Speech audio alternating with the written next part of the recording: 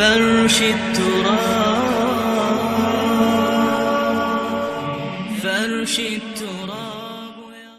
حضرت ابو درداء رضی اللہ تعالی عنہ نبی پاک علیہ الصلوۃ والسلام سے یہ حدیث روایت کرتے ہیں. فرمایا ثلاثۃ یحبہم اللہ ویضحک الیہم ویستبشر بہم. فرمایا 3 بندے وہ ہیں کہ اللہ پاک جن سے بڑے ہی محبت فرماتا ہے اور جن کو دیکھ کر اللہ ہنستا ہے. حدیث کے الفاظ ہیں ہنستا ہے اپنی شان شان جیسا کہ اس کی شان کے لائق ہے. یقیناً اللہ تعالیٰ ہماری طرح ہنسنے مسکرانے سے تو پاک ہے. تو یعنی یہ ہمیں سمجھانے کے لیے اس طرح کے الفاظ، اس پر میں پہلے بھی گفتگو کر چکا ہوا ہوں کہ اللہ تعالیٰ کے لیے جو اس طرح کے الفاظ حدیث طیبہ یا قرآن پاک میں آتے ہیں وہ صرف ہمیں سمجھانے کے لیے آتے ہیں، ورنہ یقیناً اللہ تعالیٰ دانتوں سے مسکرانے سے ہنسنے سے پاک ہے. لیس کمثلہ شیء، قرآن کہتا ہے اس کی مثل کوئی شے ہی نہیں ہے. تو اللہ تبارک و تعالیٰ جتنے بھی انسان جتنی بھی مخلوقات ہیں ان کی طرح ہونے سے وہ پاک ہے. اس کائنات میں رب کی مثل کوئی شے نہیں. پھر اس طرح کے جو الفاظ آتے ہیں وہ ہمیں سمجھانے کے لیے آتے ہیں. تو یہاں مفہوم یہ ہے کہ اللہ تعالیٰ ایسے بندے سے خوش ہوتا ہے. وَيَسْتَبْشِرُ بِهِمْ، اور ان سے وہ اپنی ذات میں خوش ہوتا ہے کہ میرا یہ بندہ کتنا نیک عمل کر رہا ہے. یہ 3 بندے کون سے ہیں جن سے اللہ پاک خوش بھی ہوتا ہے، ان سے محبت بھی فرماتا ہے، ان کی طرف نظر رحمت بھی فرماتا ہے. فرمایا الذی اذا انکشفت فئة قاتل وراءها بنفسه للہ عز وجل فإما أن يقتل وإما أن ينصره الله عز وجل ويكفيه فيقول انظروا إلى عبدي هذا كيف صبر لي نفسي. فرمایا کہ ایک وہ بندہ ہے کہ جو اللہ تعالیٰ کے رستے میں جہاد کرتا ہے. اب سامنے والا جو کفار کا لشکر ہے وہ بڑا ہے اور یہاں پر جو مسلمانوں کا لشکر ہے وہ کافی زیادہ چھوڑ کر بھاگ چکا، لیکن یہ بندہ کہتا ہے کہ میں نے اللہ تعالیٰ کا کلمہ بلند کرنے کے لیے کفار سے جہاد کرنا ہے اور یہ آگے بڑھ کر صرف اللہ کے لیے ان سے جہاد کرتا ہے. اب یہاں یا تو یہ شہید ہو جائے گا یا اللہ کی کوئی مدد آ جائے گی تو اس کو فتح و نصرت حاصل ہو جائے گی. اب یہ بندہ جب اس حالت میں جہاد کرتا ہے کہ یہ سمجھ لیں بظاہر شکست والا معاملہ ہوتا ہے، لیکن یہ پھر بھی اللہ کے لیے آگے بڑھ کر جہاد کرتا ہے اور یہ کہتا ہے کہ میرا رب مجھے کافی ہے. تو اللہ تعالیٰ فرماتا ہے کہ دیکھو میرے بندے کی طرف کہ اس نے میرے لیے کیسا صبر کیا ہے. اللہ تعالیٰ فرشتوں کے سامنے فخر فرماتا ہے کہ فرشتوں، جس انسان کو تم کہتے تھے کہ زمین میں فساد برپا کرے گا، زمین میں گناہ کرے گا، آج دیکھو میرا بندہ صرف میرے لیے لڑ رہا ہے. اسے پتا ہے کہ ہو سکتا ہے میں قتل کر دیا جاؤں، میں شہید کر دیا جاؤں، لیکن وہ فقط میری ذات کے لیے صبر کیے ہوئے ہے اور وہ جہاد کر رہا ہے، قتال کر رہا ہے. تو اللہ تبارک و تعالیٰ اس بندے سے محبت فرماتا ہے اور اس بندے سے خوش ہوتا ہے. فرمایا والذی لہ امرأۃ حسنۃ وفراش لین حسن فیقوم من اللیل فیقول یذر شہوتہ ویذکرنی ولو شاء راقدا. فرمایا اور جس کے لیے کوئی حسین بیوی ہو اور نرم بستر موجود ہو، اس کے باوجود وہ رات کو اٹھتا ہے اور اپنی شہوت کو چھوڑتا ہے اور میری یاد کرتا ہے. رات کو اٹھ کر قرآن کی تلاوت کرتا ہے، نوافل کی ادائیگی کرتا ہے، نماز پڑھتا ہے. چاہتا تو سویا رہتا، چاہتا تو اپنی شہوت پوری کر لیتا، وہ بھی جائز ہے، وہ کر لیتا، لیکن ان اپنے معاملات کو چھوڑ کر وہ فقط میرے لیے رات کو اٹھتا ہے اور میری طرف متوجہ ہوتا ہے. تو یہ وہ بندہ ہے کہ اللہ پاک جس سے بڑی محبت فرماتا ہے، جس سے بڑا پیار فرماتا ہے، اس سے خوش ہوتا ہے. یعنی کہ حدیث کے الفاظ یعنی کہ کتنے مبالغتاً بیان کیے گئے کہ اللہ ہنستا ہے اس بات سے کہ میرا بندہ کتنا مجھ سے پیار کرتا ہے، تو اللہ بھی پھر اس سے پیار کرتا ہے.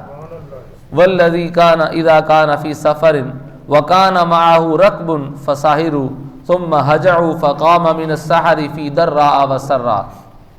فرمایا اور وہ بندہ کہ جو سفر میں ہے، اس کے ساتھ قافلہ بھی موجود ہے، سارا دن وہ سفر کرتے رہتے ہیں، سوتے نہیں ہیں، آرام نہیں کرتے. پھر جب رات کا ٹائم آتا ہے تو وہ صحیح بات ہے سارا دن جب سفر کیا ہوگا تو رات میں شدید تھکاوٹ ہوئی ہوگی. اب جتنا آرام کو دل چاہ رہا ہوگا وہ روٹین سے بڑھ کر چاہ رہا ہوگا کہ تھکاوٹ ہے، سارا دن کی مشقت ہے، تو وہ سارے قافلے والے سو جاتے ہیں. لیکن ان میں ایک اللہ کا پیارا، اس نے بھی سفر کیا ہے، اس نے بھی مشقت اٹھائی ہے، اس کو تنگی ہے، آسانی ہے، وہ رات میں اٹھ کر اللہ کی عبادت ضرور کرتا ہے.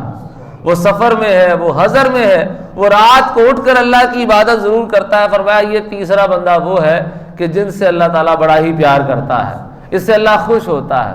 اب ہم غور کریں کہ کیا ہمارا بھی شمار اللہ کے پیاروں میں ہوتا ہے کہ نہیں ہوتا. یعنی یہ باتیں تو وہ ہیں کہ جو ذرا اعلیٰ درجے کی باتیں ہیں، جو اوپر والے درجے کی باتیں. اللہ کی بارگاہ سے دعا ہے کہ اللہ پاک ان باتوں کی بھی ہمیں توفیق اور سعادت عطا فرمائے، ہمیں ان نیک اعمال پر بھی استقامت عطا فرمائے. لیکن ہمارا تو حال برعکس ہے. ہمارے ہاں تو نمازوں کے لیے اذانیں دی جاتی ہیں، پتہ بھی ہوتا ہے کہ نماز کا ٹائم ہو گیا ہے، لیکن جو فرض نماز ہے اس کی ادائیگی نہیں ہوتی. یہ نوافل کی باتیں ہو رہی ہیں کہ نوافل کے بارے میں یہ فضائل ہے، لیکن ہمارے ہاں تو معاملہ اور ہے کہ فرض نمازوں کے لیے جو ہے وہ ٹائم نہیں نکالا جاتا. تو میری یہ گزارش ہے کہ اولاً تو فرض نمازیں پختہ کرنی چاہیے، فرض نمازوں پر عادت ہو، پھر کوشش کر کے ہمت کر کے رات میں اٹھ کر عبادت کرنا، رات میں اٹھ کر قرآن پڑھنا، ان نیک اعمال پر بھی جو ہے وہ استقامت اختیار کی جائے. حضرت طارق بن شہاب یہ کہتے ہیں انہوں نے ایک رات حضرت سلمان فارسی رضی اللہ تعالیٰ عنہ کے پاس گزاری تاکہ یہ دیکھیں کہ حضرت سلمان فارسی رضی اللہ تعالیٰ عنہ حضور کے صحابی ہیں، رات میں اٹھ کر کتنی اللہ کی عبادت کرتے ہیں، کتنا اللہ کو یاد کرتے ہیں. تو کہتے ہیں کہ وہ ساتھ چلے گئے، حضرت سلمان فارسی رضی اللہ تعالیٰ عنہ کے پاس رہے، رات گزاری. فقام یصلی من آخر اللیل فکأنہ لم یر الذی کان یظن. کہتے ہیں رات کو اٹھ کے انہوں نے اللہ کی عبادت کی، لیکن طارق بن شہاب کا جو ذہن میں گمان تھا نا کہ حضرت سلمان فارسی اتنی عبادت کریں گے، اتنی عبادت انہوں نے نہیں کی. تھوڑی سی انہوں نے عبادت کی، اٹھ کے عبادت کی اور اللہ کی بارگاہ میں سر بسجود ہوئے، اللہ کا ذکر کیا، اور اس کے بعد نماز فجر کا وقت ہو گیا. اب انہوں نے حضرت سلمان فارسی رضی اللہ تعالیٰ عنہ کو اپنے دل کی بات بتائی کہ میرے ذہن میں تو یہ حسن ظن تھا کہ آپ حضور کے صحابی ہیں، رات کو اٹھ کر اللہ کی ڈھیر عبادت کرتے ہوں گے، لیکن آپ نے عبادت تو کی ہے، لیکن جو میرا گمان تھا کہ ڈھیر عبادت کریں گے اتنی عبادت آپ نے نہیں کی. یہ کیا ماجرا ہوا؟ اب اس میں ہمارے لوگوں کے لیے بھی تھوڑی سی تسلی ہے، جو ہم ذرا سست لوگ ہیں نا، ان کے لیے بھی انہوں نے تھوڑی سی تسلی دی. تو انہوں نے فرمایا کہ حضرت سلمان فارسی رضی اللہ تعالیٰ عنہ نے کہ حافظوا علی هذه الصلوات الخمس، فرمایا کہ ان 5 نمازوں کی حفاظت کرو. جو سب سے ضروری چیزیں ہیں وہ کیا ہیں؟ 5 نمازیں. ان 5 نمازوں کی حفاظت کرو. فإنهن کفارات لهذه الجراحات. جو انسان سارا دن اٹھ کر گناہ کرتا ہے، اپنے روحانی روح پر جو ہے وہ زخم لگاتا ہے، گناہ زخم کی معنی ہے، ان کو جراحات سے تعبیر کیا. جرا کہتے ہیں زخم کو، تو گناہوں کو جراحات سے بیان کیا کہ یہ گویا کہ روح پہ زخم لگ رہے ہوتے ہیں، انسان کی روح بیمار ہو رہی ہوتی ہے. تو جو انسان کی روح بیمار ہوئی ہوتی ہے، وہ جو زخم زدہ ہوتی ہے، تو یہ نمازیں جب وہ انسان پڑھ لیتا ہے تو اس کی روح پاک اور ستھری ہو جاتی ہے، ان گناہوں سے صاف شفاف ہو جاتی ہے. فرمایا کہ فَإِذَا صَلَّى الْعِشَاءَ صَلَّى النَّاسُ الْعِشَاءَ صَدَرُوا عَنْ ثَلَاثِ مَنَازِلٍ. جب لوگ 5 نمازیں اور پھر آخر میں عشاء کی نماز پڑھ کر فارغ ہو جاتے ہیں نا، اب ان کے 3 درجے ہیں، ان لوگوں کے 3 درجے ہیں. اب رات کا ٹائم شروع ہو گیا تو 3 قسم کے درجے والے لوگ ہیں. ایک وہ لوگ ہیں کہ رات جن کے لیے نقصان دہ ہوتی ہے اور فائدے میں نہیں ہوتی. ایک وہ ہے کہ رات جن کے لیے فائدے میں ہوتی ہے اور نقصان دہ نہیں ہوتی. ایک وہ ہے جن کے لیے نہ فائدہ نہ نقصان، جن کے لیے نقصان ہے اور فائدہ نہیں ہے. فرمایا وہ کون سا بندہ ہے؟ رجل اغتنم ظلمۃ اللیل وغفلۃ الناس. ایسا بندہ کہ جس نے رات کے اندھیرے سے فائدہ اٹھایا، لوگوں کی غفلت سے فائدہ اٹھایا، دن میں جو گناہ وہ نہیں کر سکتا تھا، فراکیب فرسہ فی المعاصی، اس نے گناہوں میں اپنا گھوڑا دوڑا دیا. مطلب وہ گناہ کرنا شروع ہو گیا کہ دن میں جو گناہ نہیں کر سکتا تھا لوگوں کی وجہ سے، اب رات کی تنہائی اور رات کے اندھیریوں میں اس نے اندھیروں میں وہ گناہ کرنا شروع کر دیے. تو یہ وہ بندہ ہے کہ فذالک علیہ ولا لہ، کہ یہ رات اس کے لیے نقصان دہ ہے اور فائدہ کوئی نہیں ہے، اس کو گناہ ملے گا، یہ گناہ گار ہوگا. ومن لہ ولا علیہ. دوسرا بندہ وہ کہ رات جس کے لیے فائدے والی ہے نقصان والی نہیں ہے. وہ کون سا بندہ ہے؟ عشاء کی نماز پڑھ کے سارے فارغ ہو گئے تو ایسا بندہ جس نے رات کی تنہائی کو، رات کے اندھیرے کو غنیمت جانا، لوگوں کی غفلت کو غنیمت جانا. پہلے والے نے گناہ کے لیے غنیمت جانا تھا، اس نے اللہ تعالیٰ سے گفتگو کرنے کے لیے غنیمت جانا کہ دن میں تو رب سے باتیں یوں نہیں ہو پاتی، دن میں وہ تنہائی میسر نہیں ہو پاتی کہ میں رب سے مناجات کر سکوں، رب سے گفتگو کر سکوں. رات کی تنہائی کو اس نے غنیمت جانا. فقام یصلی، وہ کھڑے ہو کر اللہ سے باتیں کرنا شروع ہو گیا، نماز پڑھنا شروع ہو گیا، اللہ کی بارگاہ میں دعا کرنا شروع ہو گیا۔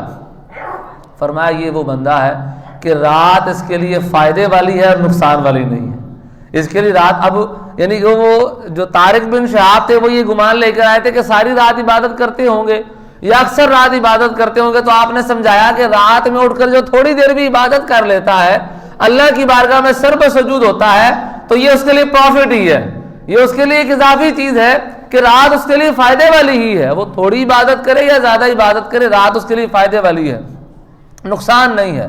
نقصان والی اس کے لیے ہے جو راتوں کو اٹھ کر گناہ میں پڑ جائے۔ اور میں وَمَن لَا لَهُ وَلَا عَلَيْهِ، تیسرا بندہ وہ ہے، تیسرے درجے والے لوگ وہ ہیں کہ جن کے لیے نہ رات فائدے والی ہوتی ہے نہ نقصان والی ہوتی ہے۔ فَرَجُلٌ صَلَّى ثُمَّ نَامَ فَلَا لَهُ وَلَا عَلَيْهِ، تو ایسا بندہ جو اٹھ کے رات کو نہ نماز پڑھتا ہے نہ کوئی عبادت کرتا ہے، وہ سویا رہتا ہے، پھر فجر کے ٹائم اٹھ جاتا ہے، رات میں وہ کوئی عبادت نہیں کرتا، تو ایسا بندہ نہ گناہ گار ہے نہ اس کو کوئی ثواب ہے، نہ وہ فائدے میں ہے نہ وہ نقصان میں ہے۔ یہ تین درجے انہوں نے بیان کیے۔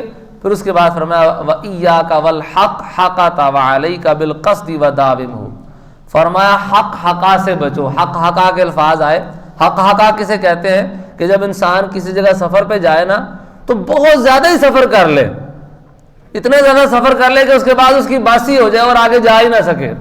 فرمایا اس چیز سے بچو۔ یہ کہنے کا مقصد یہ تھا کہ عبادت بھی ایسی نہ کر لو کہ بس ایسی کر لو کہ ایک ہی دفعہ ہو گئی تھی اور اس کے بعد دوبارہ پھر نہ دل کیا نہ ہمت بڑھی، اتنی عبادت کر لی کہ بس دل بھی بھر گیا اور دوبارہ اس بات کی طرف ہمت ہی نہ ہوئی۔ فرمایا وَعَلَيْكَ بِالْقَصْدِ، درمیانی راہ اختیار کرو، اتنی عبادت کرو کہ جس میں تم دوام اختیار کر سکو، ہمیشگی اختیار کر سکو۔